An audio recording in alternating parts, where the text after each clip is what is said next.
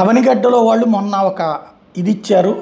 తెలుగుదేశం పార్టీకి సంబంధించినటువంటి వాళ్ళు మండలి బుద్ధప్రసాద్కి ప్రకటించాలి, అవసరమైతే జనసేనలో చేర్చుకుని ప్రకటించాలి, సాయంత్రంలోపు కనుక మీరు చేయకపోతే మేము ఊరుకోమని చెప్పేసి ఇప్పుడు మండలి బుద్ధప్రసాద్ పేరును ప్రకటించకపోవడంతో అవనిగడ్డ మండలంలోని 50 మందికి పైగా టీడీపీ నాయకులు తమ పార్టీ పదవులకు రాజీనామా చేశారు. రాజీనామా పత్రాలు మంగళగిరిలోని టీడీపీ కార్యాలయానికి కొరియర్ ద్వారా పంపుతున్నట్టు జిల్లా అధికార ప్రతినిధి కొల్లూరు వెంకటేశ్వరరావు ప్రకటించారు.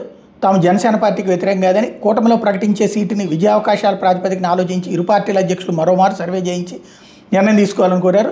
అధికార పార్టీ అసమర్థత మీద ప్రతిపక్ష పార్టీ పోరాటాల వల్ల బుద్ధప్రసాద్కి గెలుపు అవకాశాలు మెండుగా ఉన్నాయని చెప్పారు. ఇప్పటికీ అవనిగడ్డ సీటు కన్ఫామ్ కాలేదు, జనసేనకి కేటాయించిన అభ్యర్థిని ప్రకటించలేదు కాబట్టి అది తెలుగుదేశానికి ఇచ్చాను, లేకపోతే అవసరమైతే బుద్ధప్రసాద్ని జనసేనలోకి చేర్చైనా సరే ఆయనకి సీట్ ఇవ్వాలంటూ ఫైనల్ అల్టిమేటం కోసం ఈ రాజీనామా ప్రకటించారు.